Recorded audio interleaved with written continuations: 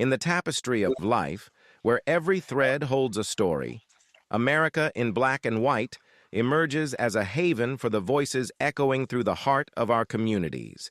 In this podcast, we wade through the rivers of our collective experiences, celebrating the vibrant hues of change brought forth by the whispers of hope and the roars of action. It's more than just a conversation. It's a journey into the heart of our society, illuminated by the light of those daring to dream and do. Join us, and let your voice be the melody that guides us toward a dawn where every color finds its place in the masterpiece of our shared destiny.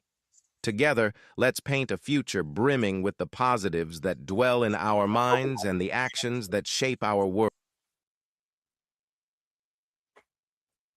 Good evening, family, and welcome to another transformative episode of America in Black and White, where truth meets testimony and where the lived experiences of our people become the blueprint for collective healing and progress. I'm your host, Charles Zachary King, and tonight we are shining a light on a woman whose life's work stands at the intersection of compassion, leadership, and community restoration. In a world where trauma too often goes unseen and unaddressed, there are individuals who step into the gap, who refuses to let pain have the final word. Our guest tonight is one of those rare leaders. Dr. Delilah Y. Hood is a professor, an entrepreneur, a community advocate, and a visionary whose commitment to service is not just professional, it is personal, spiritual, and deeply rooted in legacy.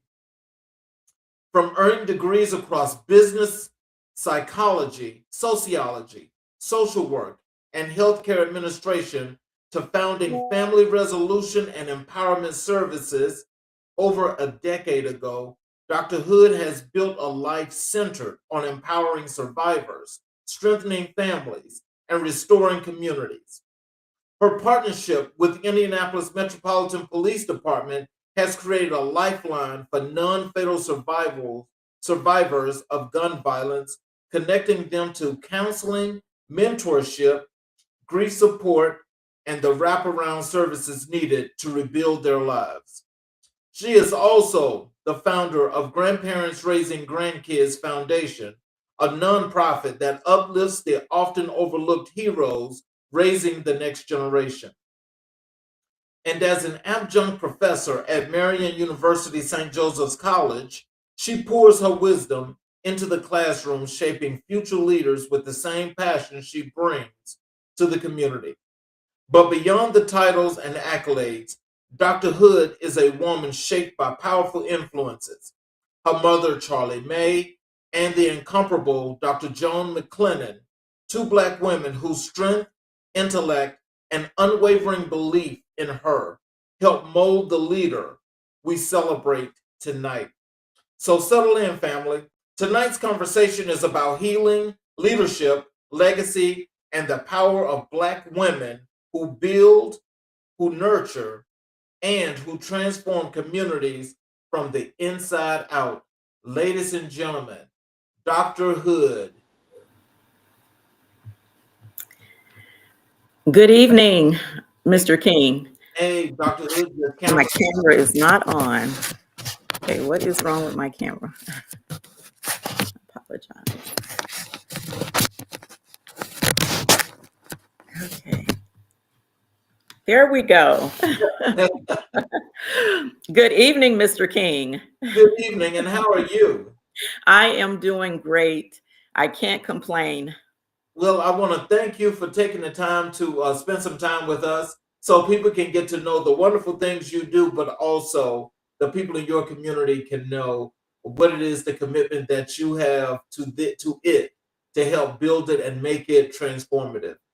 Is there anything you'd like to say to our audience before we get going into the show? Yes, first, I would like to give honor to God. And then, second, I would like to thank my family who has shared with me that they're tuning in and friends. And I would like to thank you for this opportunity to be here on your podcast. I really appreciate it. And I'm looking forward to this evening. Well, I definitely appreciate that, and I'm ready to dive in because, as I was reading your bio is very inspiring. Thank And you. what I'd like to do is I like to start off by let's going back into your life story so people can get to know you and how things started for you that got you to this point. Yes, Um, absolutely. Go Go ahead. ahead. No, you go ahead. So when you reflect on your early years, what Mhm. experiences shaped your passion for service and community care? Yeah, when I reflect on my earlier years, I would say it started with my mother. I'd have to say it go all the way back from my childhood, through the years, I watched her. My mother was a minister, and just watching her, work with children and people in the ministry and just her life, period. She just inspired me with her knowledge and just all that she did. My mother, she only had a ninth grade education, and you would have thought she had a college degree. But I just, she inspired me, and just through the years, just the people that God blessed me to have in my life. From a child all the way up until adulthood, whether it be from school teachers to um, even my siblings. I'm the youngest of five. And so I learned a lot from my siblings, to professors that I've had through the years. All of these people and just other leaders have shaped me to in who I am today. So, what are some of those things that you learned from your mother and your siblings that really jump started your feeling about a community and building it and servicing people? Yeah, it goes back to my mother. I tell you, that woman she was something to reckon with. Again, like I shared, my mother only had a ninth grade education, but Um, she had an entrepreneur spirit. I tell you, I remember as a little girl, my stepfather was a foreman on a farm. And so every summer, my mother would get the contract to manage a cotton field. And so a lot of my young people on here listening probably don't know about some of this, but they're going to learn today. But she would get the contract to manage a cotton field, and so and what that entailed was she would. Of course, we lived on a farm. She would go into nearest to the farm where we lived, and she would gather people would get on the truck, and we had cars, and they would get in the cars, and she'd take them back to the farm. And so what you do is when you have a contract over a cotton field, you're you're taking a hoe, and you're pulling up wild weed from the cotton. And so you start from the beginning of the row and you go to the end of the row. And so I was probably about anywhere from 9, 10, 11 years old through for those years that she did it. And I watched her manage that from beginning to end. And of course, I was the flower girl, and not the flower girl. Sorry, I was the water girl. Not the flower girl. So I was the water girl. And so I would I would take the water, and I would walk up and down the rows, and see if anybody needed water or whatnot. And then around lunchtime, um, we would take a break, of course, and people would eat their lunch. And let me tell you what my mother would do, and then I'll come back to that part there. Every night, every evening, when we would take people back home, we come home ourselves, and she'd make sure myself, my stepfather had our dinner, and then my mother and I would stay up, and we would make. I mean, this is all part of this entrepreneur mind that she had. She and I would make sandwiches and chips, and she would put chips in the bags, and sodas, and she'd put them in the bags, and she'd sell these brown lunch bags for, like, back then I think they were like 2.75, $3 a bag. But um and so she always was thinking of ways to make money. And so for people who did not bring their lunch, she would have those sack lunches to offer. And so if they didn't have the money, if they couldn't afford it, she would just take it out of their pay at the end of the day, because doing that kind of work, you got paid every day at the end of the day, just in case you didn't come back the next day, because that was some hard work. It was hot in that heat, and so a lot of people just couldn't come back every day, so with that kind of work, you pay every day to make sure people got paid. And so I watched as a little girl, like I said, from 9 to about 11 years old. I watched her do that in the summertime and manage. The owner of the farm would give her a lump sum of money that she had to manage and make that stretch for the whole summer and pay all of her helpers. And she just, again, watching her do that. And then fast forwarding, keep in mind, with a ninth grade education, I watched my mom go and get her CNA. She always wanted to be a nurse, and so she went back and got her CNA. And I watched her also get her insurance license. She was a recruiter. She wasn't licensed, because even back then you had to be licensed to sell insurance. And so, but you could be a recruiter. You could recruit salesmen, and you didn't have to be licensed. So that's what she did for Primerica. And so just watching her do that, and at the time, as a young girl and as a teenager, I didn't understand then, but what she was instilling in me was entrepreneurship. And Mhm. Mr. King, that's where I got it from. I got it from watching my mother right there at home. And it wasn't until I became a young adult, and then when you look back, on your life, and it's like, wait a minute, I had a trailblazer just right there, my mother. And she always did more than one thing. She did not just do one job, as you heard me, talk about, go from the beginning when she managed the cotton field and how she made sack lunches. She was always thinking of ways to make money. And so what we talk about today, we talk about income streams, how we need to have more than one income stream. Little that I knew she was teaching that to me even then, about income streams. Don't just have one thing that you're doing as your means of income, but have other skills and other things that you do to make income. Mhm. So, what did young Delilah dreaming of becoming, and how close it is? How close is that to the woman you are today? Yes, I would say that young Delilah, I was always that curious one.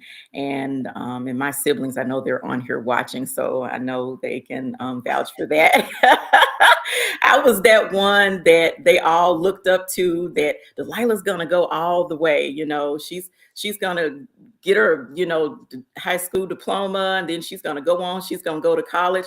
So with having them older siblings, and then, like I said, some of those people that other people in my life that inspired me, I knew that I was going to someday have a college degree. And I did just that. I was the first one of my mother's children to get a college degree. And so that was breaking barriers in my family. And that meant a lot to my family for me to get a college degree, and to be the first, because again, I broke barriers in my family.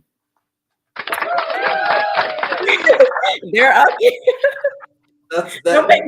make me cry, y'all. That's a good thing, and when you have a strong support system like that, it actually energizes you, and it makes you want to do more. Yes. So, I mean, like, how often do you and your siblings actually sometimes get together and you guys like talk about those things when you guys were growing up to now, and how fortunate you guys were to have your parents that did Yeah. such great things for you? Absolutely. Actually, earlier today, my sister and I, we literally just had that conversation. But as far as all of us, my mother had 5 children, and all 5 of us, thank God, we're still living. We're here in the land of the living, and I'm grateful for that. Um, the last time we were together, and it had been a while, we lost our mother December 11th of 2020. And unfortunately, after that loss, it took some time for us all to come together and to be together again in one room.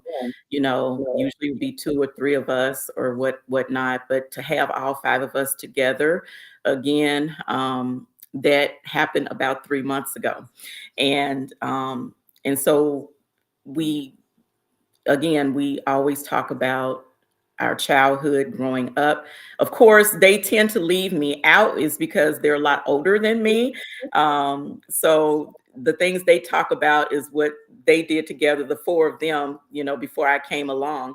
But they always, even the things I could not remember as a child, they always reminded me of how loved that, I was and am, and also the spoiled child that I was growing up. Being, the sister that's was the baby before me, she is a 7-year gap, and then everybody else would be over 10 years, older than me. So Oh, my wow. three, yes, my three Little sisters. baby.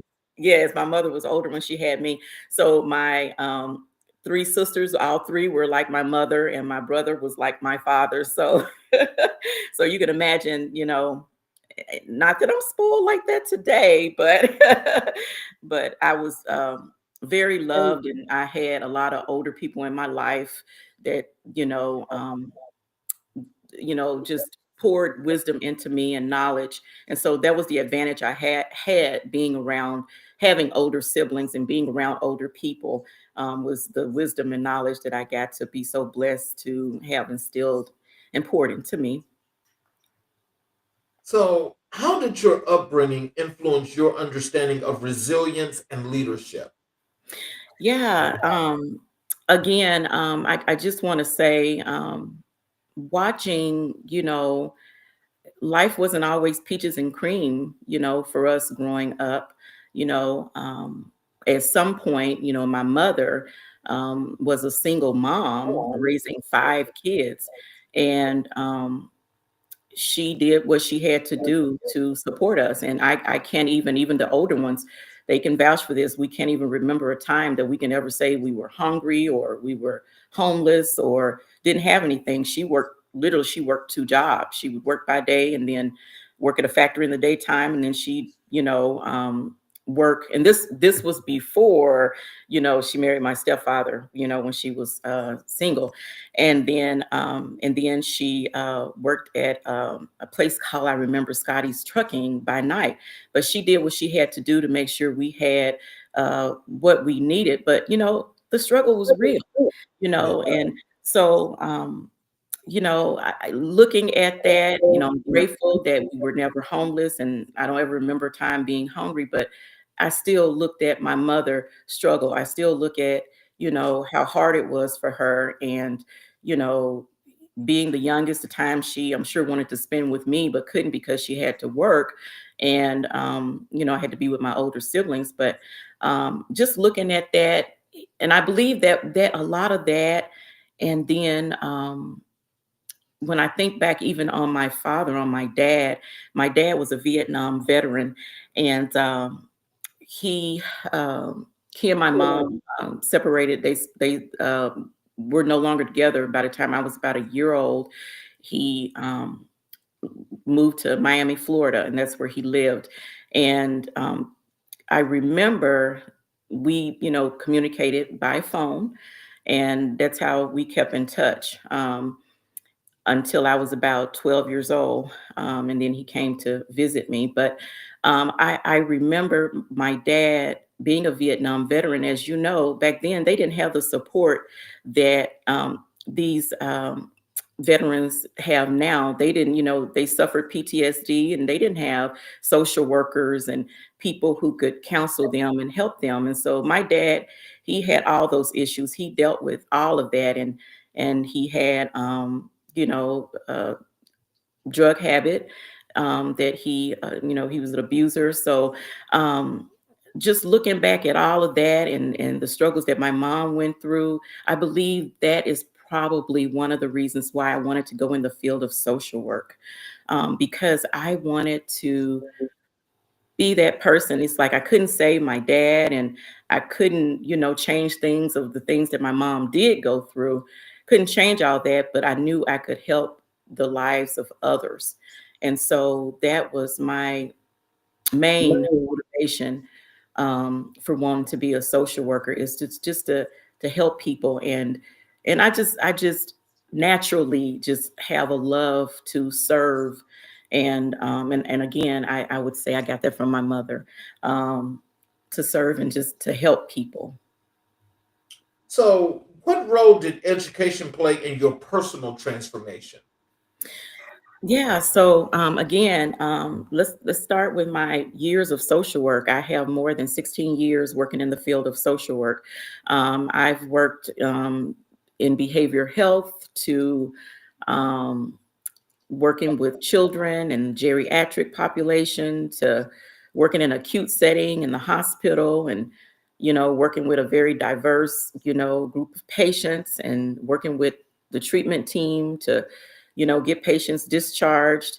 I've done that, from leadership roles to um, working training psychiatrists and nurse practitioners on proper documentation, to helping build mobile counties in the behavior health field. Um, that and Gosh, I've done so much over the 16 years with social work. And then I knew that I wanted to go on and um establish a business, establish clinics. And so that was one of the reasons I went back to school to get my doctorate degree in healthcare administration, is because I want, it's my goal to establish clinics, small clinics. Okay. So, you pursued multiple degrees across different disciplines. Mhm. What drove that hunger for knowledge? What drove that hunger for knowledge? Again, I would say I remember when I was 12 years old Hmm. and my dad came to visit me, and he set me on his lap and he looked me in my eyes and he said, Delilah, it's two things I remember very vividly that he said to me. He said, I want you to always take care of your mother. And he said, and I want you to get the highest level of education that you can possibly get. Oh, wow. I never forgot his words. I was 12 years old then. So not only that, it was important that I go to school and be the first to get a college degree of my mother's children, but it was important to me to keep my dad's word, to honor what he said to me. And every year, every degree that I got, even when it got hard, even times when I was pregnant and having to walk in the rain from class to class or inclement weather, I didn't give up. I kept going because I kept his words in my mind, in my heart, to get the highest level of education that I could get. And I did just that. I did that not only for myself, my family, but I did it for my dad. So, as we're doing this wonderful show tonight, and as you're looking into the cameras, what is it that you can tell our audience? What is and what was Delilah's motivation? What's that motivation? My motivation is my love for people and enhancing and improving the lives of others. Um, I just want to say this, Mr. King. Um, let's talk about my business, Family Resolution and Empowerment Services LLC. I established that business 12 years ago, um, in Missouri, and I've been in the state of Indiana. I've resided here for a little over 5 years, almost 6 years, and I hadn't done much with that business since I've been here. And the opportunity, the door opened for me to partner with the Indianapolis Metropolitan Police Department to work with non-fatal survivors and their families.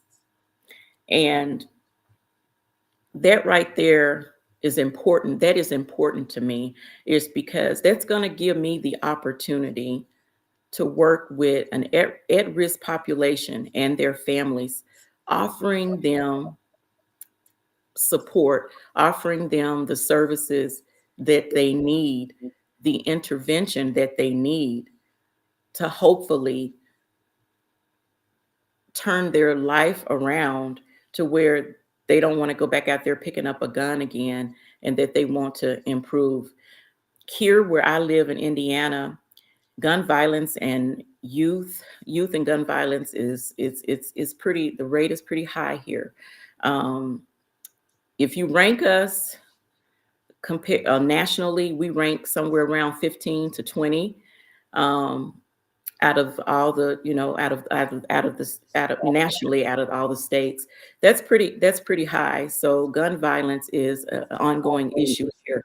So for me to have that opportunity to work with that population, I just thank God for choosing me to utilize my experiences, my skills to help work with other partners and the IMPD to help change some things in our community. So, what challenges did you face as a Black woman navigating higher education? I would say the challenges that I faced as a Black woman getting my education, and I have had to be transparent, I have had my challenges.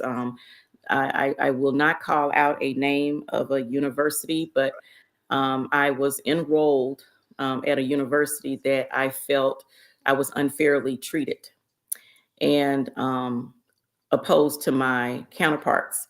And that being said, it led me into not giving up, because I wasn't going to give up. And, I'm trying to get her, Maya Angelou. I'm having a brain fart, Mr. King. Maya Angelou, she said it best. She said, "We may encounter many defeats, but we will not be defeated." And so I went through, that came to mind. I couldn't get her name out, but it came to my heart about when she said that. And one thing I knew, nobody's going to stop Delilah from getting her doctorate degree. That's not going to happen.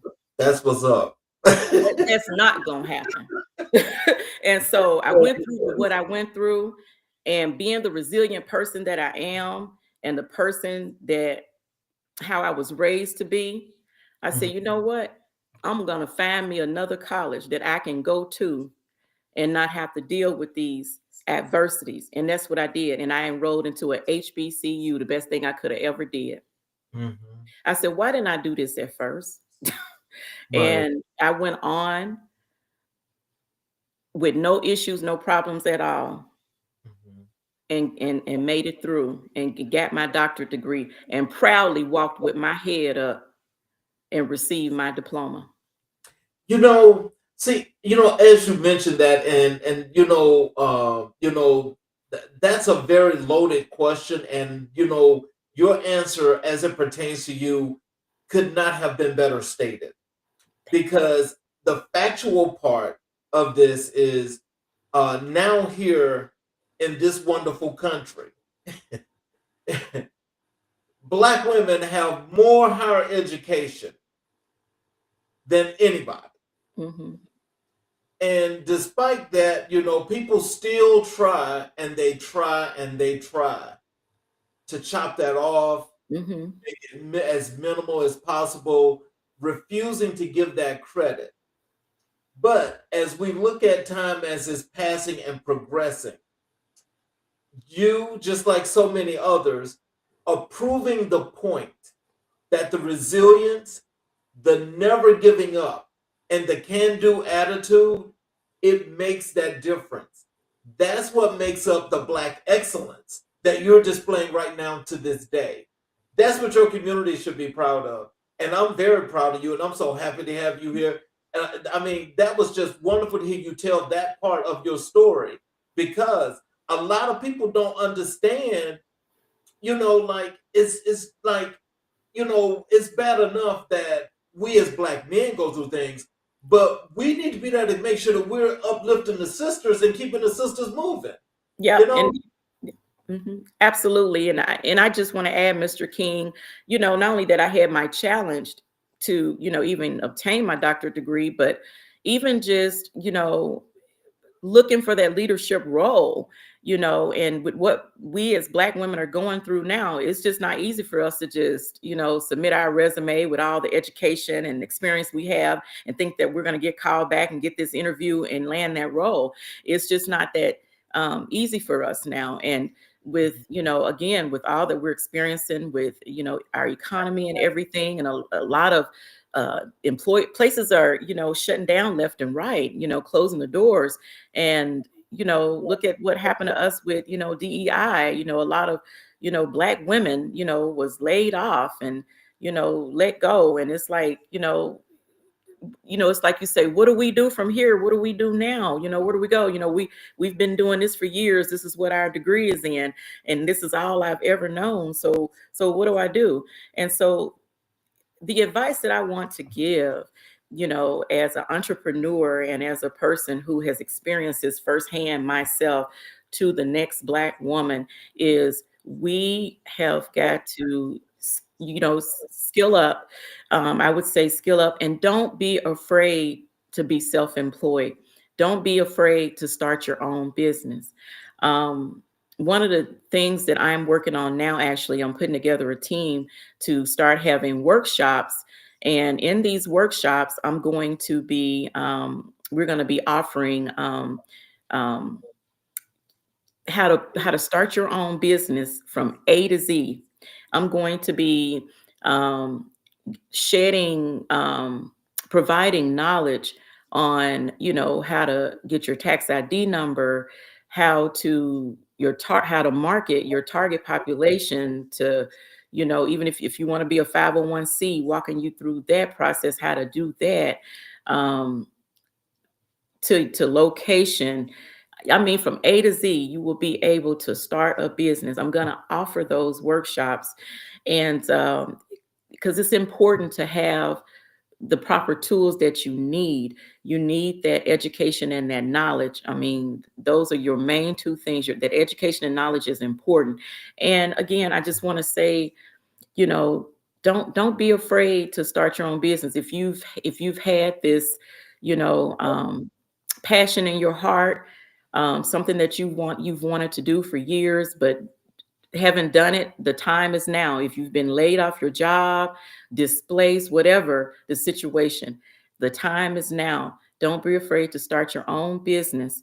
And if God has given you a vision, and one thing I know, and I know this firsthand, if God give you a vision, He's already made provision for you. He's just looking for you to make that first step, that faith walk, to just step out there and just do it. well, I want to tell you that your support is here. Kiana is, she wants you to know she's checking in. I'll put it on the screen there. Thank you. That's my beautiful daughter. And here we go with another one here.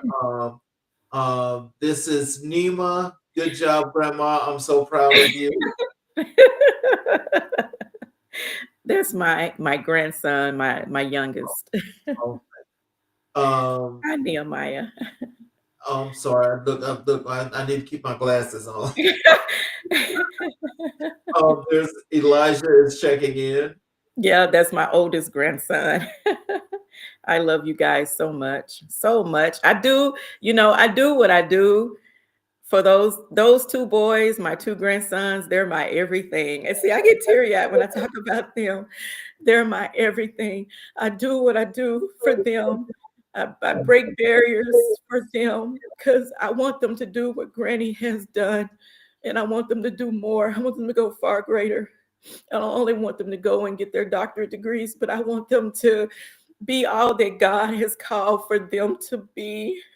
Well, And I want them to see that through me you're and, setting a perfect with the example. help of God. You're doing that. Thank you. You are definitely doing that. And Thank you.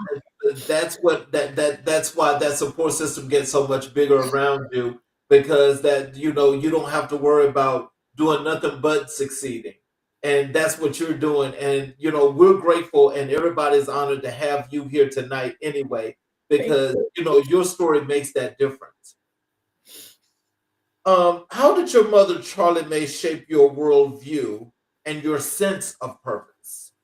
Yeah, just again, like I said, and I don't mean to sound repetitive, but my mother, she was so amazing. And and a lot of times you don't realize that about your parents until you get older and you look back and you think, why did she do this? Or why did she have me doing that? Or why was she. But when they expose you to things like that, it's to make you who you are, it's to make you a better person. And so just watching, her life and, you know, um, how she only had a ninth grade education and accomplished all that she accomplished. I remember when she bought her first home on her own.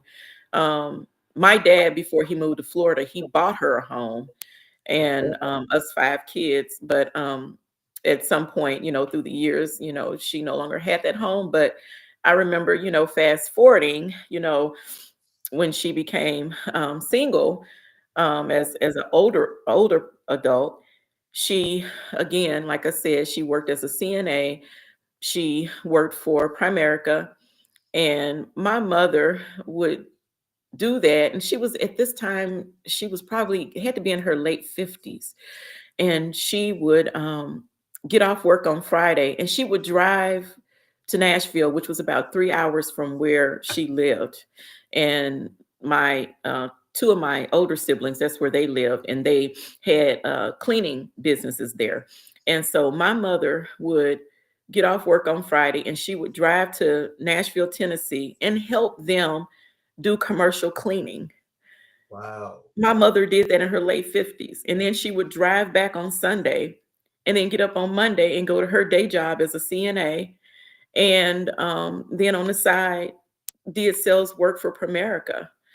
And she did that. And she called me. I remember she told me, she said, Delilah, guess what? She says, I'm finna buy a house. I'm finna buy a home. I no longer have to rent anymore. I'm finna buy a house. And I'm like, Mom, you finna buy a house. She worked hard. She got her credit right. And she was doing all that working, saving her money, just getting her money right. And this woman in her late 50s, she bought her own home. And that right there is enough to inspire, and it should be enough to inspire anyone.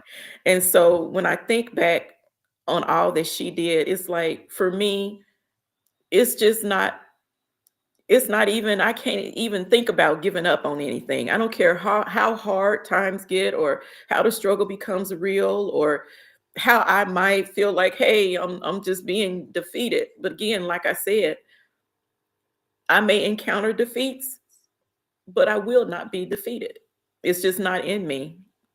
My Exactly. mother didn't raise me to fold. She just didn't raise me that way, but she raised me to be resilient, to keep striving and to be strong. And whatever I want, you work hard for it. You get out there, you grind, you do what you have to do, but you go get it. You do it. You make it happen.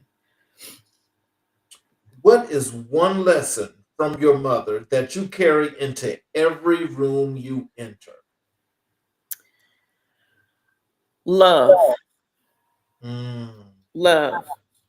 And I genuinely love. And I could say this for all of my siblings, all of my siblings. My mother was a woman that, when she found, got saved and, gave her life to the Lord, she didn't do it 50%. She didn't do it 60%. She didn't do it 70%. She did it 100%. My mother gave her life to God and she was all in. She was like I said, a minister. She was a singer. My mother sung in church. She taught Bible study, whatever needed to be done in the ministry. She did it, and she instilled that um, in me as a little girl. I remember being only 3 years old, about 3 or 4 years old, and actually, one of my older siblings sent me this picture. Um, but she was teaching me the biblical characters in the Bible. You know, everybody, all the great men and women in the Bible, instilling it in me and God's love and just love as a little girl. And so that's all I've ever known. You know, she raised me in church and to love God and to be a hard worker. And that's just who I am. That's all I've ever known. Well, look, you have one more heartfelt comment that's in the chat, and let me put it up. Love you, Mama. Is that my son-in-law? I think that's my son. I don't call him son-in-law. I call him son. Cody Skinner. That's my son. That's my son-in-law, my daughter's husband. But I call him son. In this family, there's no son-in-law. He is son. So, can you tell us, how did Dr. Joan McClennan influence your academic and professional journey? Yeah. So the reason I mentioned Dr. Joan McClennan, and she was one of my professors in my master's program. And I remember she and I, after the program, she and I still kept in touch. And I remember we met for lunch one afternoon.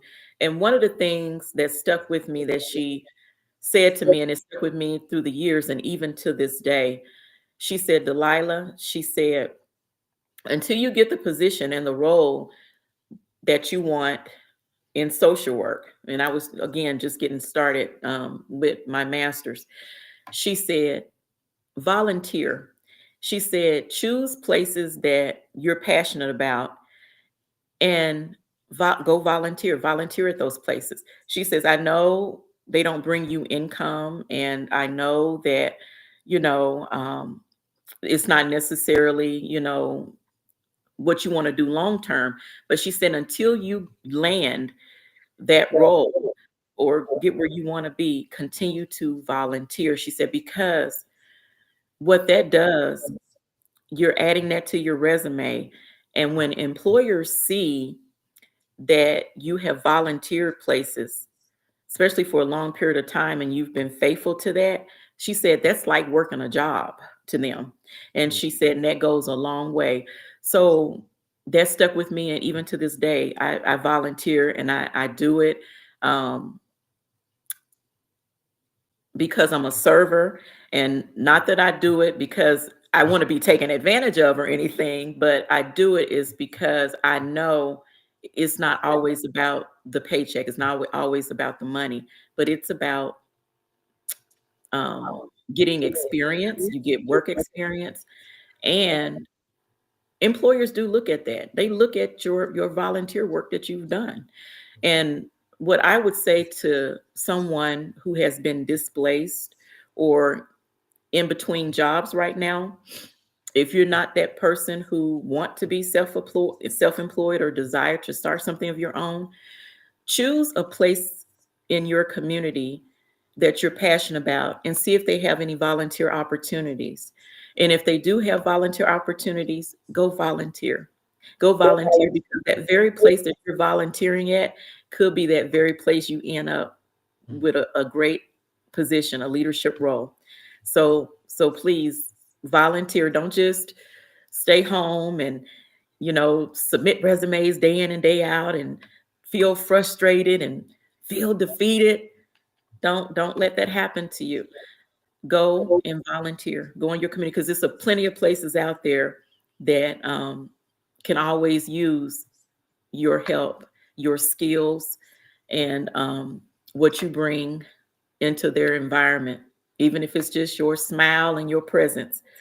But go volunteer, and you'll be surprised what just volunteering, the doors that it will open for you. and again, could be your next leadership role. So tell us, what does legacy mean to you, and how do you see yourself building one? Yeah, so legacy to me is everything that I've said to you and to the audience this evening is letting those who love you, those in your community, um, those that you're advocating for, let them see that all that you do, you're doing it not only out of passion, but you're doing it, you're letting them see that you're out there, you're working hard to make change, to make a difference. Um, and for me and my family, being educated so that the next generation can see that all those things that they want to attain, all those goals that they want to attain, they're attainable. It's all feasible, but you have got to have the mindset and the drive and the motivation.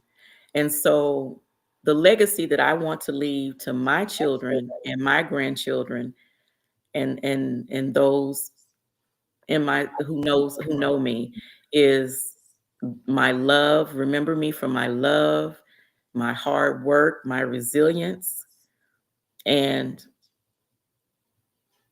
my compassion. Wow. Um, let's transition over to your work in social work. Mhm. Um, can you tell us what first drew you to the field of social work? Yeah. Again, like I said, not to be repetitive, just watching through the years of the struggles my mother did go through, and then also knowing the addictions that my father had, that, and then just I remember before I got my social work degree, I owned daycares. I owned two child care learning centers. One of them was licensed for 60 children, and the other one was licensed for, I know it's an odd number, but for 34 children because of the capacity, the building that I had. I was only licensed for 34 in that one. And so with both centers, I managed, or my directors, I was the owner of those centers, and I had two directors. Um, but I managed with both of them. I had let's see, 24 and about 12, probably about 40 employees, because in that, of course, in that line of work, you're doing a child adult ratio, so you have to have more staff.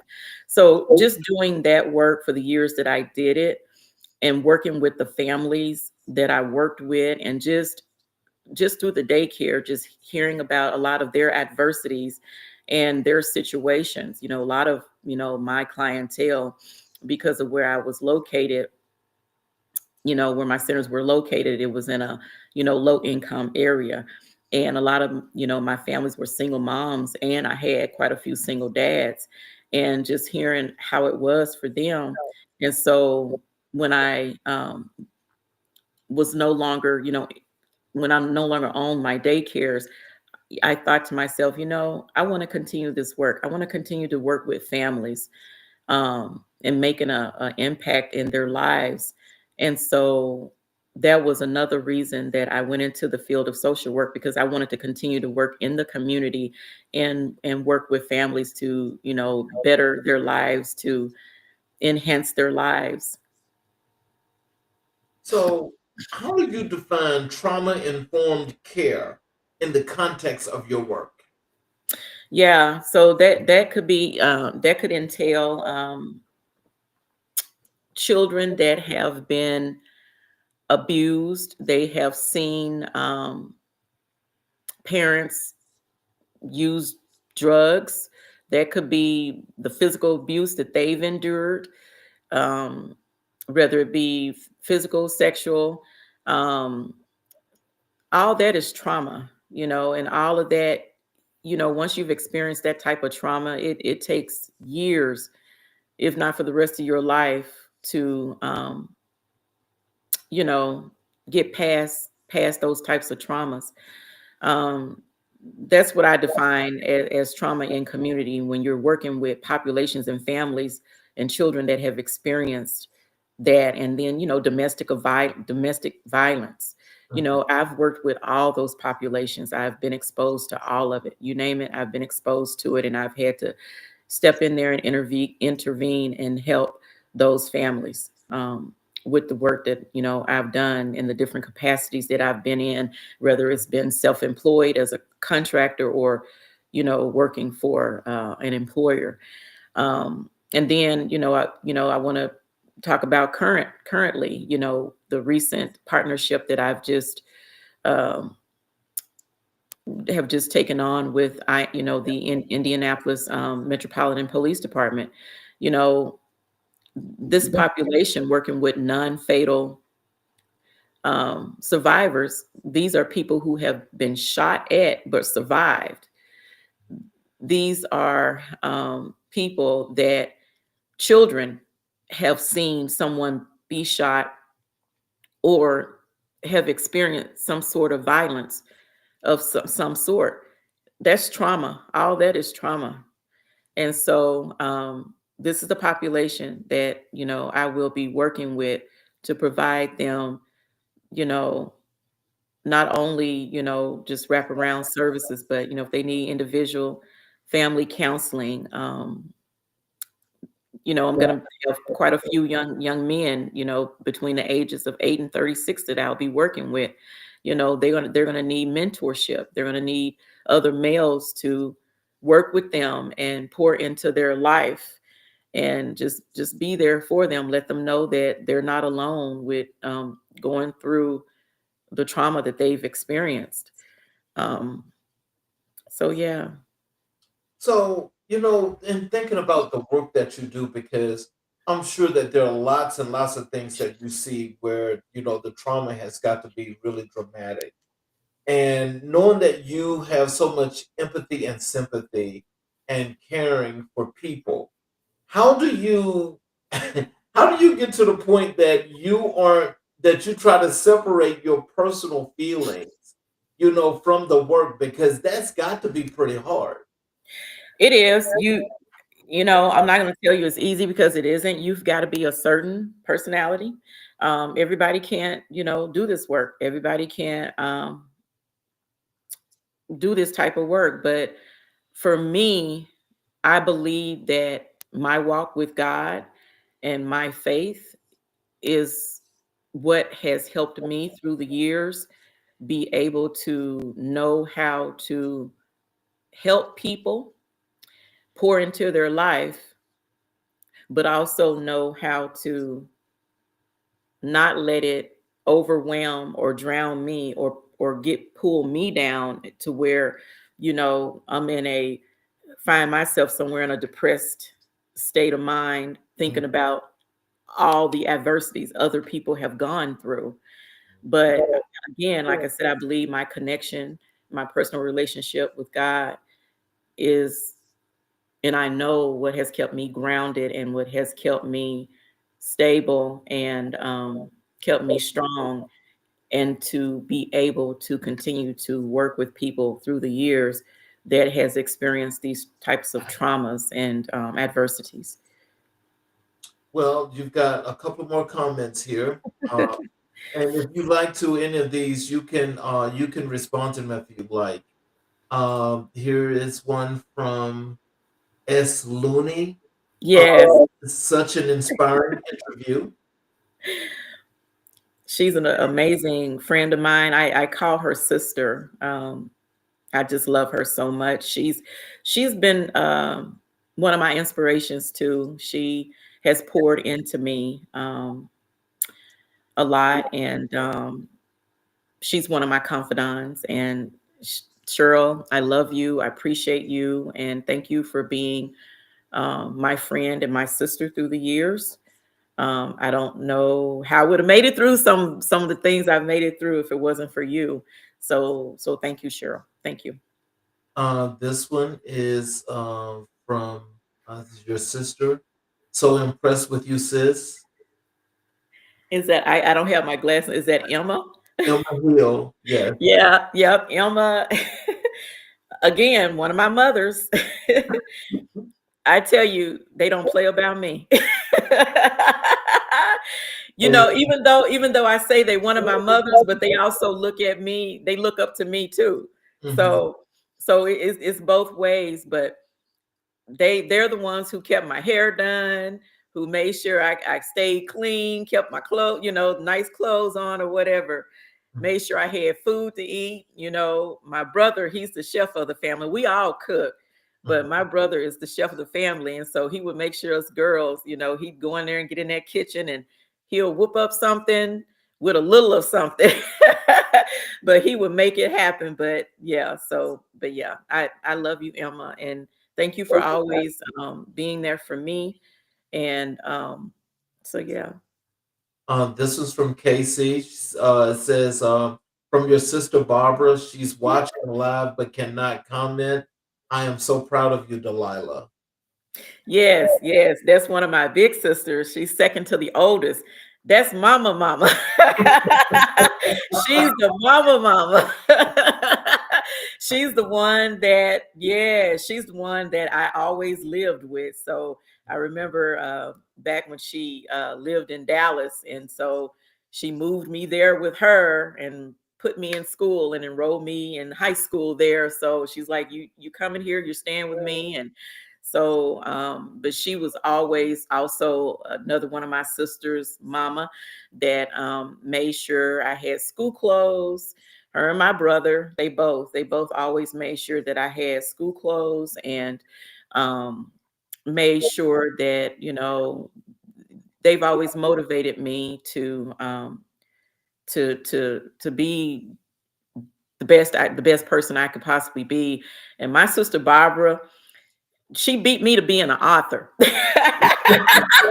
I'm still, look, look, Mr. King, I'm still working on a book. Look, I done went and got a doctorate degree and started working on a book last year, got off that book, got on another book, still working on the book. And she done wrote 3 books. She done wrote 2 or 3. I'm working on her 3rd book. Oh, wow. Congratulations, Barbara. Yes, congratulations to my sister. She's a 3rd-time author, or will be. And so I'm proud of her. So she has inspired me, and she has inspired me to go on and get my first book done. I told her, I said, once I get the first book done, sis, once I get it done, they're going to come one right after another after that. I just got to get the first one done. And this is from Rosemary. Yes. Love you, baby girl. I'm so proud of you. Remember, I told you you have the smarts to enter the White House roads. Oh, I received that one day maybe, but anyway, that's another mama. So that's my oldest sister, my mother's first, and she was the one who also, as a baby, when my mother would work, her and her husband would come and get me, and they would keep me for weeks at a time, because like I said, my mother always was a hard worker and she worked to provide for all of us. And so Rosemary was one, she was already, gone and married and having her own children. So she would come get me and keep me, and, in the summer times. And I remember she was spoiled. My brother-in-law, he had her spoiled. He would even do my hair, and she would just sit back, and they made sure all the kids, we had something to eat and everything. So, but anyway, yeah. So I love you, Rose. And you got some hearts there from Ed Saloni. Yep, that's my friend, my sister. Yeah. And Ed Saloni says, love you, sister. I love you more. Always, honey, always. I love you always. So, can you tell us what are the biggest misconceptions people have about social workers? That we can save the world. that we know everything. And we don't. But you know what? We don't, but we strive to we make sure we don't know everything, but we do all we can to link you, the things we don't know, we link you to those who do. And, we just make sure that you have the resources that you need, and, you know, um, the networks that you need to get you on track to just, you know, yeah. But we don't know everything, Mr. King. We don't, Look, I we know don't, that's a lot of work that you guys unfortunately. have to do, though. I know. Hmm. I said I know that's a lot of work that you guys have to do, though. It's a lot of work. Like I said, I being a social worker for the years that I have been, and by the time I got out of social work, so literally me doing this with IMPD is just kind of putting me back into the field of social work, because I actually got out of social work and just started doing, leadership roles. Um, like I said, I got into more director type roles, and um, owning my business. And then, like I said, when I went back to get my doctorate degree, it was, I got it with intent to establish clinics.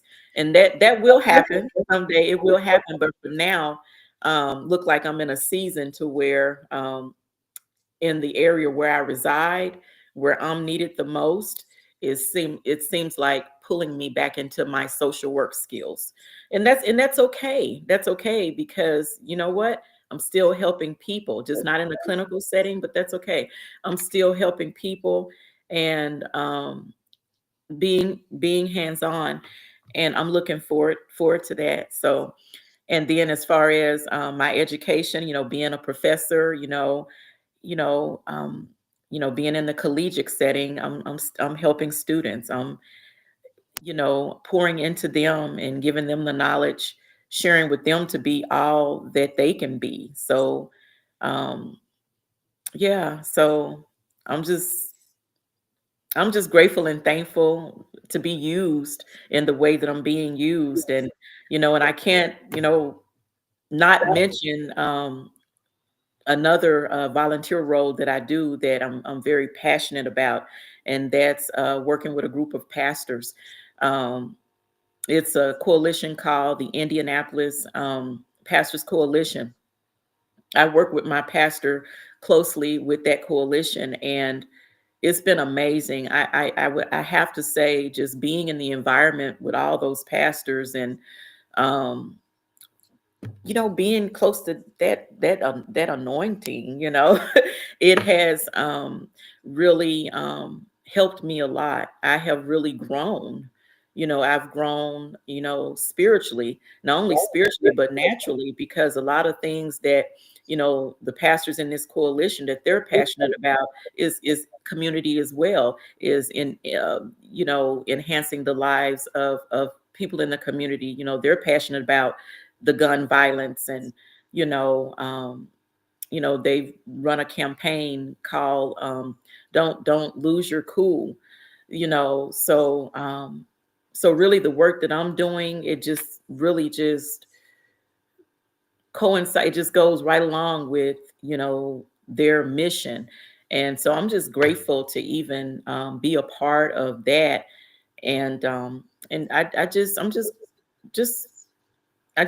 blessed. I just feel so blessed. You have another check-in. Okay. Um, this one is from Mrs. Strode, RN. Yes. Check in, Yes. my sister. Thank you. Thank you so much. She and I, we go to church together. We go to the same church, and Shelly, I can't wait to have lunch with you this Friday. So hopefully we won't have to cancel on each other. I'm looking forward to the lunch.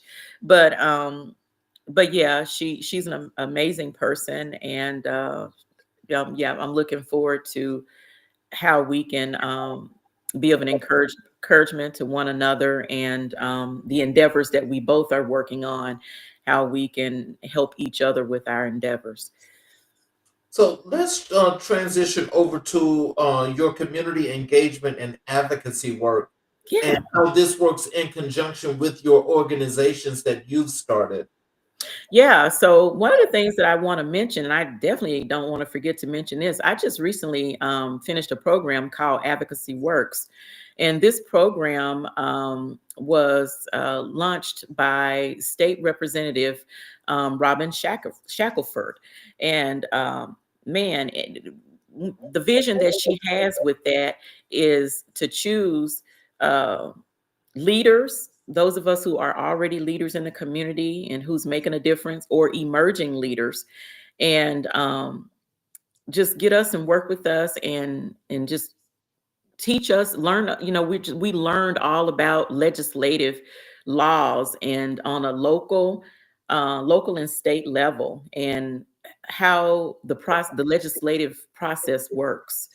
And so, I'm grateful and blessed to have gone through that, because any of us that has gone through that program, if we say want to someday in the future, run for a political seat, whether it's local, on a state level, or whatnot, um, we're prepared and we're ready for that. So I'm grateful for that. And, in that program, we did a lot of community work, hands-on work. We got to go to our local state capitol and spend some time, and, with other legislatures. And uh, we spent some time in DC. We got to spend some time with senators there, and our very own um, Congressman Andre Carson from Indianapolis, Indiana. So we got to spend some time with him there in DC, um, and participate in Q&A, anything, that we wanted to know more about, regarding, legislation. And I feel so blessed to even have been chosen. I believe it was 23 of us. And just to be a part of that, and with the community work that I've already have done through the years, and just mixed with gaining that extra knowledge, it just, you just feel like you're prepared. You feel like you're ready for something. You don't know exactly what it is, but you're ready for something. Right? That's all I got to say. You're ready for something. Yeah. So can you tell us what inspired you to find, when you found Family Resolution and Empowerment Services? Yeah. So when I first established that, it's been about 12 years. When I first established it, the business was originally Family Resolution and Mediation, LLC. I was blessed I wrote a grant back in 2012, 2013. I wrote a grant and got that grant approved through the state of Missouri. And that grant allowed me, and it was an ongoing grant. And to this day, I still have that contract. I renew it every year. And I worked with I work with judges. I work with family law attorneys, in helping to provide supervised visits for children that had been removed from homes due to some of those things that I listed earlier, whether it was physical abuse or just what they had been exposed to. Caseworkers, of course, get involved and decide that that child need to be removed. And before that family can be reunited, a lot of times the judges will, or the guardian ad litems, which are judges for children, they will a lot of times, say that supervised visits have to take place before we even think about reunification, to see if this, family is fit to get this child back, or if we need to do a termination. And what in that setting, a termination mean place a child with a foster parent permanently, or an adopted family. And so I would work with that population. And so that's where my business came into play. And then I'm also a mediator. I mediate family and civil law cases.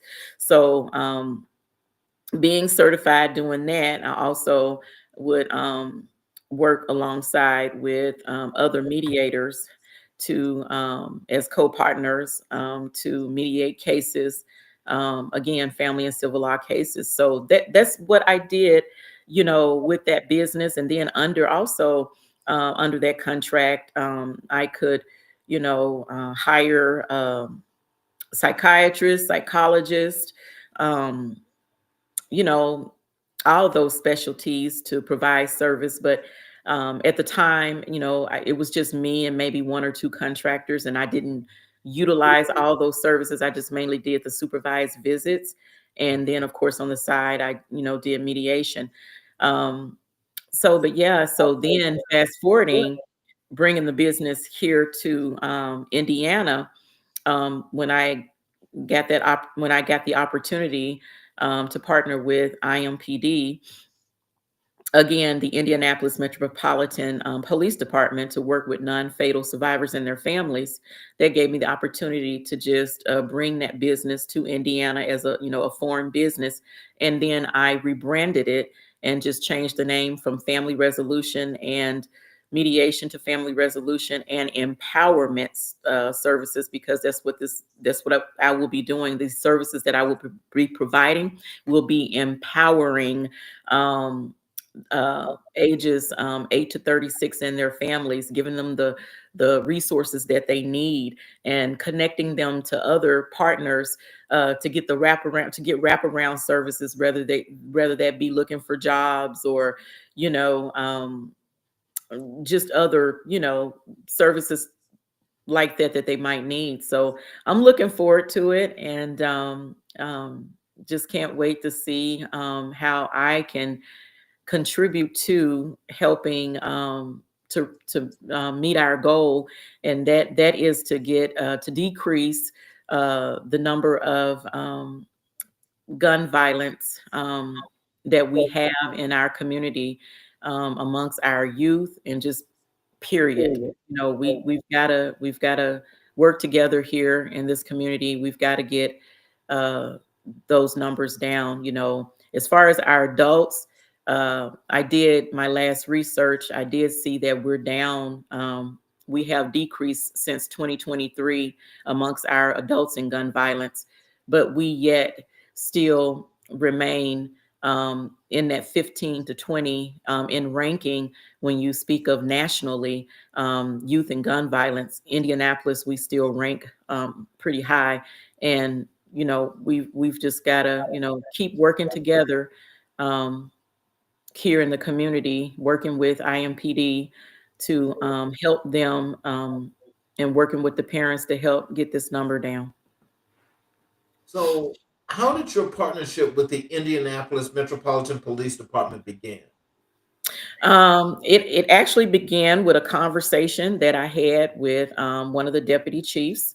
Um, um, a beautiful young lady that also inspires me.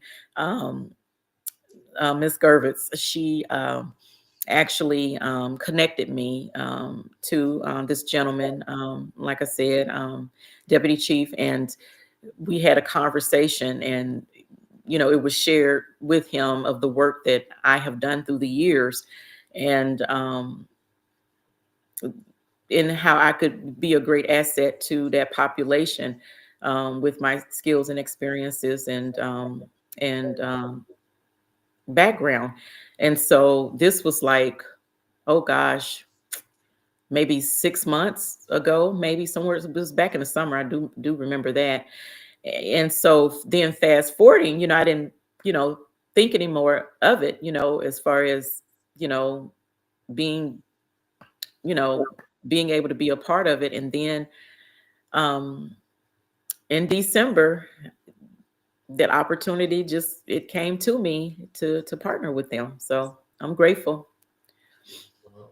So we got some loving hearts for you again, and you see those. Uh, they're Let me from see. Miss Strode. Okay, yeah, Miss Stroh.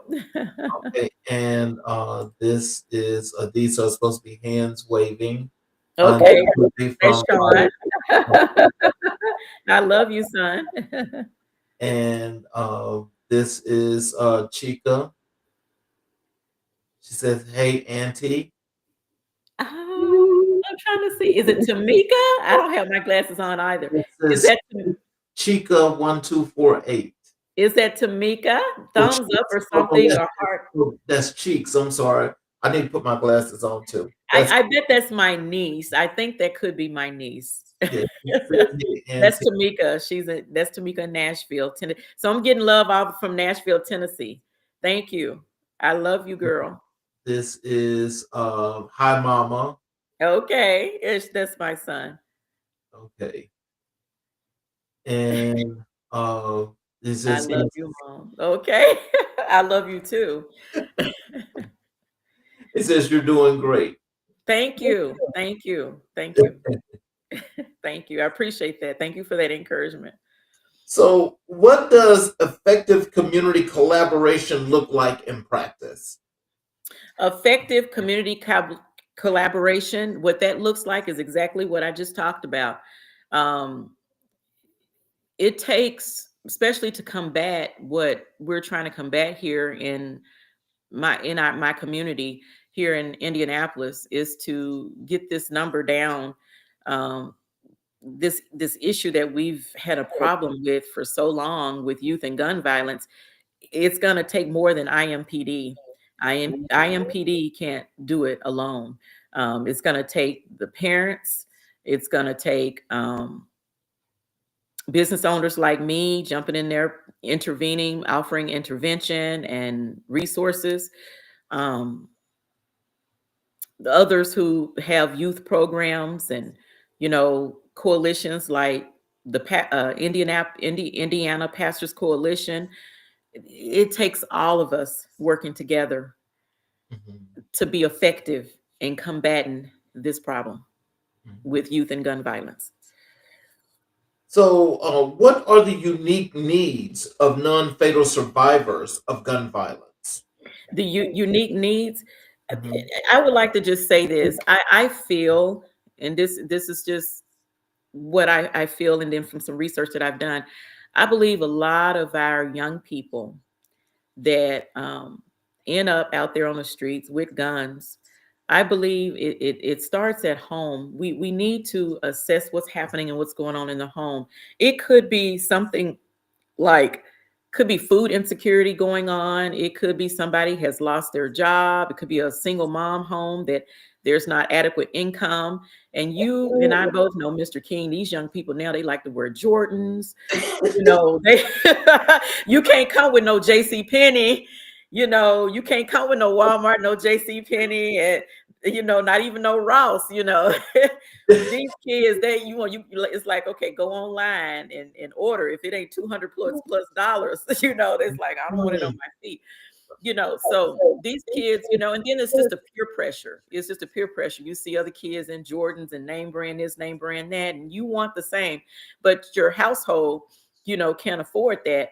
So then you go to the street, and then you got what I say, the bad guys, you got them out here with these guns and saying, hey, if you go make this drop for me or this run for me, you get this X amount of dollars, and to make sure you're protected, you got to carry this, this gun, and so it could be something like that. It could be that if they had adequate resources in the home and income, that could be all that is needed to stop that 12, 13, 14-year old from going out on the street and getting a gun. So I say that we need to start paying close attention to the what's going on in the homes and the lack of resources that these families might have, that the reason these young 11, 12, 13-year olds are going out here thinking it's okay to have a gun. So, how do you build trust with individuals who have experienced trauma? First, you got to listen to them. Mhm, You got to listen to them. You got to give them time. You can't rush people who have been through trauma. You mhm. can't just meet them and just start asking questions and think that they're going to give you the answers right away, because that's not going to happen. Any rapport that you build, any trust, it takes time. That's with anybody, child, adult. It trust and building rapport, it takes time. And so you got to give them time. And until people get to that point to where they trust you, you just got to meet them where they're at. Whatever, resources that they need, that, you can, tap them into right away. You just do that. And then just, over time, just based on the assessments that you've done, and the needs, and if you see there's individual counseling that they need, or rather, or just mentorship, just connecting them with those individuals that they can build trust and rapport with. And in time, people who have experienced and dealt with trauma, they will open up.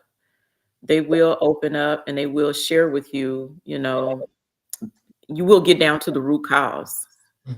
to where you can better effectively help them. Um, and I tell anybody, and I'm sure social workers, if you're listening, you can agree with this.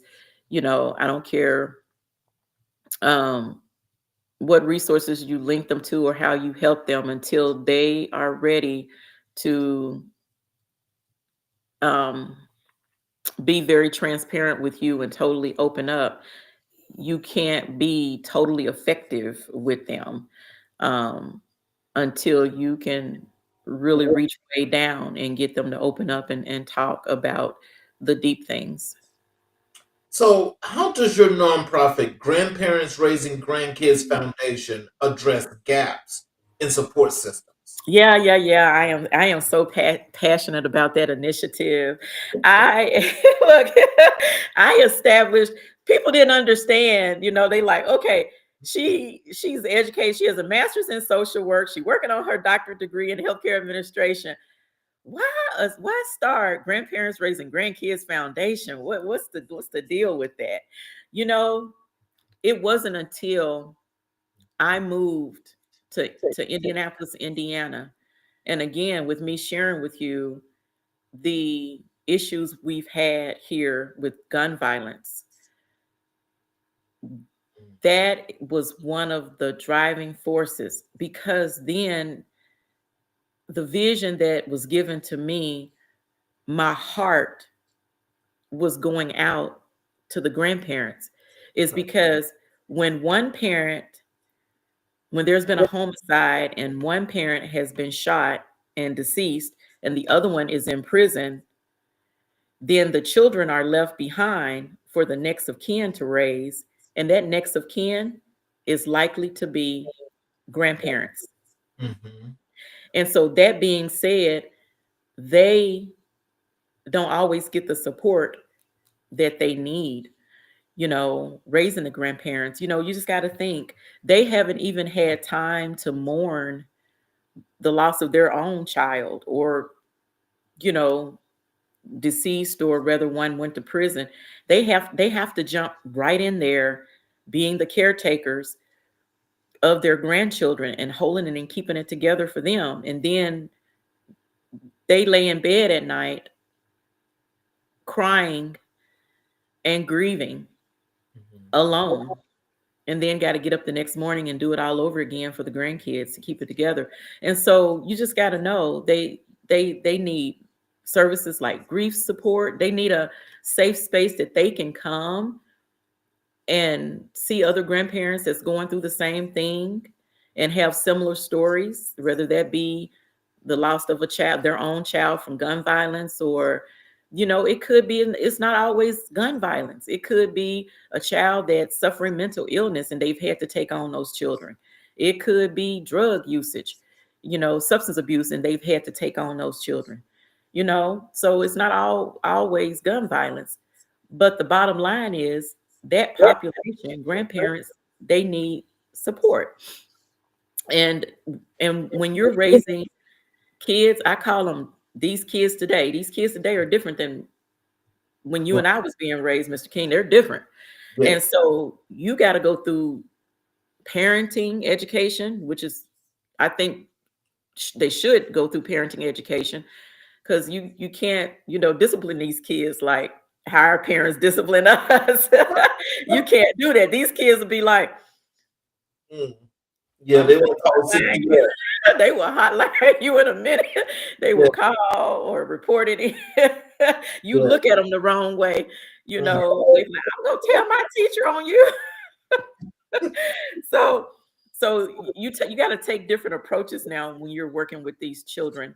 And so that being said, I think going through parenting education, and then it's important that uh, you know they have knowledge of how to log onto a computer.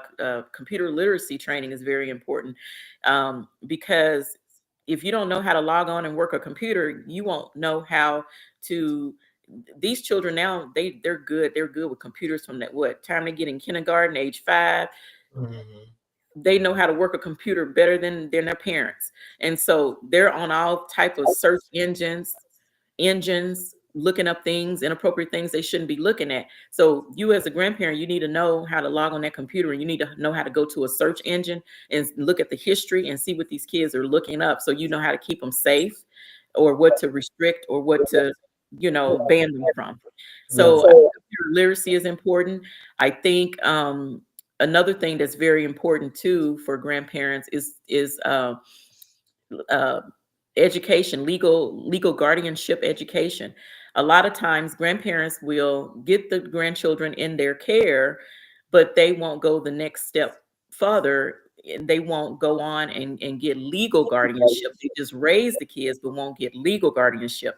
And what I found, a lot of them won't go all the way because they don't have the knowledge and the education. They don't know how to go about it, how to get legal guardianship, or they, feel like it's an expensive process and they can't afford it, so they just raise the kids without becoming legal guardians. And that poses a problem even in the school system, because as a grandparent, if you don't have legal guardianship of your grandchild, let me give you an example, Mr. King. If that child gets sick and they go to a public school, a lot of people don't know this, but if you're not the legal guardian, and if that child gets sick and have to be rushed to the emergency room and the decisions have to be made, the grandparent cannot make the decision, or the person they're living with. I'm serious. They can't. Wow. Really? Yeah, they can't. You have got to be a legal guardian to make a life, death threatening choice, decision about a child. And so that's where the school system comes in. At the school, administrators, they have to make the decision of the destiny of what's going to happen to that child. If they found out you're not the guardian, you cannot sign off on the paper. You cannot make a decision. And so it gets very serious.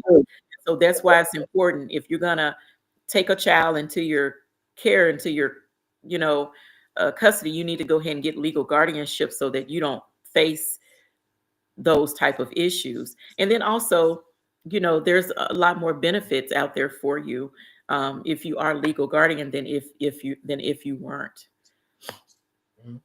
So we discussed Black History because we do Black History 365. When we were chatting, and I asked you who were the most influential Mhm. person or the most influential person or persons in your life and career, you mentioned your mother, Charlie May, Mhm. and Absolutely. Dr. Joan McClellan. Can you tell us why are your mother, Charlie May, and Dr. Joan McClellan the most influential figures in your life? Again, I think I answered this too soon earlier in the conversation, but I would have to say my mother is the most influential, and reason being is because I know that I get my entrepreneur spirit from my mother. Again, although she only had a ninth grade education, but I watched her from the time I was a little girl, the things that she did to be self-employed with the resources that she had. Um, and I remember one of the things I want to say, and my siblings, I know they're listening to this, but I remember my mother was well known in the community that where we lived at the time. She, Mr. King, would set out in her front yard. She'd set tables out, and anything she was no longer using or was just sitting there, she would go and just sit everything out. And I remember as a little girl going with her and my stepfather, they would take me with them to the auction, and they would get a lot of things, and she'd come and she'd set it out on the tables. And we'd have a yard full of people. And it wasn't a yard sale. This lady had a store in the front yard. This woman, I remember as a little girl, I'd be like, oh Lord, I don't want all my friends to see all this stuff. I'm like, mama need to quit. but but little that I know, but little that I knew, she was instilling entrepreneurship in me even then. And so when she didn't have what people needed, they would say, Miss Charlie. That's my mother's name, Charlie. Mhm. They would say, Miss Charlie, I need an iron, I need a can opener, or I need this or need that. And she'd write a list. She'd have a list of what everybody said they needed, and everybody knew she was the go-to person. And next time they went to the auction, or they drive around whatever flea markets, whatever they saw, and they collect the items and get it and go back, and then people like, oh, you got what I need. So she was the go-to person, because when people can't afford to go to the store and purchase things new, what do? You go to a used store, Yeah, right? right. You go to Goodwill, you go to a flea market, or whatnot. So with my mother, you didn't have to waste your gas and drive around and go from yard sale to yard sale. You could just come straight to her and tell her what you needed. And my mother, she did that for years. She would work other jobs and do other things, but you can always count on Charlie. She was going to have her store in her front yard too. That's what's up. And so you just got to think, being raised with someone like that and seeing that, look what was being instilled in me, you know? Yes, and just look at how you flourished from all of that knowledge. Yeah. So the only difference between her and me is just I got the education to go along with all of that other The other skill set. her. Yeah. So what do these women represent in the broader story of Black womanhood? Oh, wow. They represent strength, Mhm. resilience, trailblazers, change makers. Mhm. She rose. That's what's up. That and some. Yeah. So how do you honor their legacy through your work? Oh, wow. People that I encounter, whether it's at church, being a greeter, work that I do in the community, working with people, on the job, stores I go to, any environment, love, the genuine love that I show you, and the care that I show you, and the compassion. It's genuine. It's nothing fake about me. It's all genuine. Right. And the only way you can have that kind of love is by having the love of Christ, love of God. So then I have another question here that if you all comment here, if you want to answer this in the chat. But some parents are providing gone to their children as gifts. For me, that's insane. Okay, some parents are providing gone to To their children as gifts. For me, that's insane. I'm trying to make out maybe what I what think the that person is trying to say. Some parents are providing. Is that GONE, gone? yeah, that's gone. Providing gone to their children. As, Guns. Guns. oh, Yes. So oh, what she says is some parents are providing guns to oh, their children as gifts. For me, that's insane. I totally agree with you. I'm not sure who this is coming from. this is Jackie. that's Jackie. Jack Look, or Jackie, I Jackie. totally agree with you. No child should be provided a gun, especially if you're not going to put that child through gun prevention and gun safety. Yes. You can't just put a gun in the hands of anybody, not just a child. I'm talking about adults. Nobody should have a gun in their possession, and you've not gone through a gun prevention and safety training or some kind of class. because if you have children in your home and you own a gun, you've got to know yourself how to keep those children safe, and keeping those guns locked up with safety on them somewhere where the child can't get them. And if the child do get them, at least you have safety, a safety on, on the your carrier, your gun carrier. Mhm.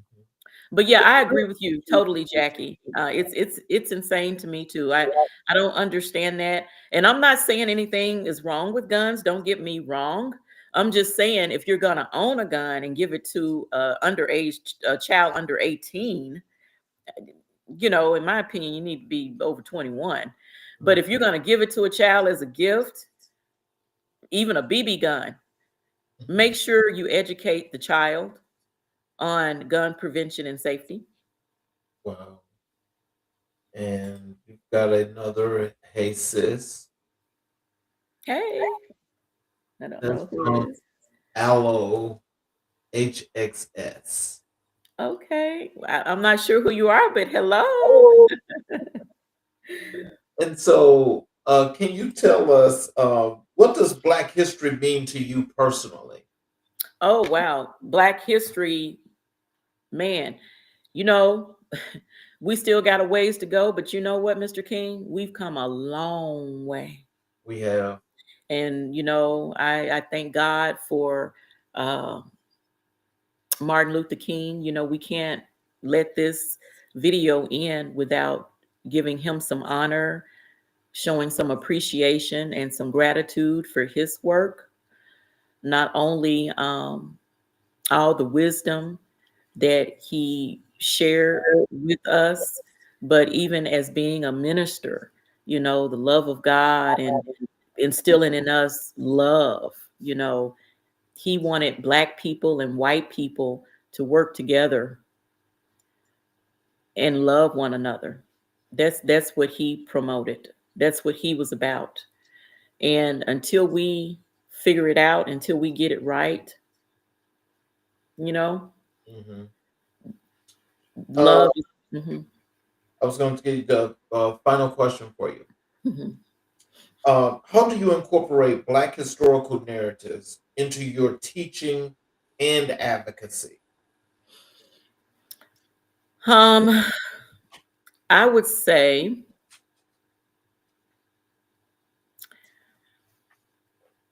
I'm all about education, educating. It's very important that we educate, not only educate our children on Black history, but just educating our children, period, and promoting to them, encouraging them to be educated, no matter what barriers are there, but keep striving and keep going and get the like my dad told me, get the highest level of education that you can, because now you got a lot of competition and you need education, and not only education but skills. You need skills. If you can't get a degree, at least skill up, so that you're not left without something that you can do to earn a living, to make income. But my biggest thing I would say is education. And in closing, I would like to say this to encourage anybody who's displaced, who's been laid off their job, and who's looking for a job, and who's frustrated right now, who could be fearful of not knowing what tomorrow is going to bring as far as how they're going to survive and live. But I want to leave you with something, that one of my favorite quotes by Martin Luther King Jr. He says, "If you can't fly, then run. If you can't run, then walk. If you can't walk, then crawl. But whatever you do, you have to keep moving forward. So don't give up. Don't give up. Keep moving forward. Do you I promise you it's light on the other side. do you want to provide your website or your social media where people can connect with you? Yes, absolutely. So, as far as my foundation, Grandparents Raising Grandkids, you go to www dot Grandparents Raising Grandkids Foundation Inc. Again, www dot Grandparents Raising Grandkids Foundation Inc.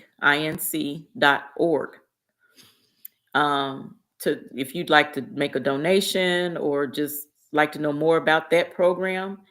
And then my other business is Family Resolution and Empowerment Services LLC. You just go to www.familyresolution and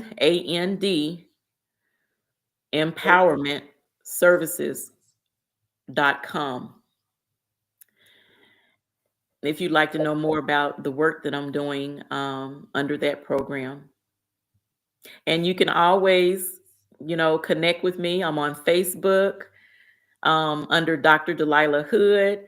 I'm on Instagram. Um, I believe I'm under there as Delilah One, maybe. But you can just put in the name Delilah. You'll see a picture of my face. It's likely me. It's not probably too many Delilahs out there, but you'll find me. You'll see me. I'd love to connect with anyone who'd like to connect with me. And yeah, I'll be happy to answer any questions or be of any encouragement. Well, before I close, I want to tell you, Dr. Hood, that this was a wonderful interview, and I want to thank you for, spending this time with us. Mhm. And I've got to tell you that again, you are another example of why we do America in Black and White. Thank you. And this is because when we clearly see the positivity and the great things that people that look like us are doing, Mhm. these are again, you're another example of what we call Black excellence. And see, the Black excellence is what goes into the legacy. And so being legacy driven and having this excellence, this is what we want people to see, is to know that there are so many people that look like us that are doing so many positive things that we don't know about. Yes. And I just have to tell you again, this is why we do this show. And I thank you so very kindly for blessing us with your presence. Thank you. Thank you. You've blessed me and I appreciate you. Thank you. Thank you for So, having me. so in closing tonight, family, tonight we witnessed the power of purpose, the strength of legacy, and the beauty of a life committed to healing others. Dr. Delilah Hood stands as a reminder that leadership is not about titles, it's about service. It's about stepping into the hardest spaces with compassion, courage, and conviction. It's about building systems where our people can heal, grow, and thrive. Her journey from scholar to social worker, from founder to professor, from advocate to community healer, shows us what is possible when brilliance meets heart and when legacy meets action. She is the embodiment of what happens when Black women lead with vision and love. Dr. Hood, we honor you. We thank you, and we stand with you in the work of building safer, stronger, and more empowered communities. To our viewers, keep pushing, keep believing, and keep building. And so I want to thank each and every last one of you that are watching, especially on our YouTube channel. If you have not subscribed and enabled all notifications, I am asking for your support. and ask if you would please subscribe to the channels and enable all notifications. As we broadcast this show live on all 8 different streaming channels, this show is not just about us. This show is about everything that we embody and what we do. I want to thank each and every last one of you and just let you guys know that this is America in Black and White, and together we are hitting the next chapter of our story as we start early here in season 4. I want to thank you all that joined us tonight. Please join us again tomorrow night as we have another great show for you again at 6 p.m. Eastern Standard Time. Thank you, Dr. Hood, and we definitely have to have you back. Yes, sir. I'll be happy to come back. Thank you so much.